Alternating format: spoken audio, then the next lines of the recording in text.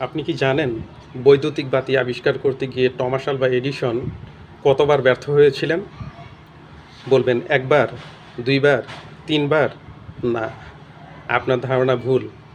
Thomas Alva Edison বৈদ্যুতিক বাতি আবিষ্কার করতে গিয়ে ৯,৯৯৯ বার ব্যর্থ হয়েছিলেন এবং সাংবাদিকরা তাকে বলেছিলেন, "স্যার, আপনি কি ১০,০০০ বারের মতো ব্যর্থ হতে চলছেন?" তখন টমাস আলভা এডিসন উত্তর দিয়েছিলেন, "না, আমি ৯,৯৯৯ বার ব্যর্থ হই নাই। প্রতিবারই আমি একটা পথ খুঁজে পেয়েছি এবং আমার বিশ্বাস ১০,০০০ বার আমি বৈদ্যুতিক বাতি আবিষ্কার করে ফেলব।" সত্যি টমাস আলভা এডিসন ১০,০০০ বারের প্রচেষ্টায় বৈদ্যুতিক বাতি আবিষ্কার করে ফেলেছে।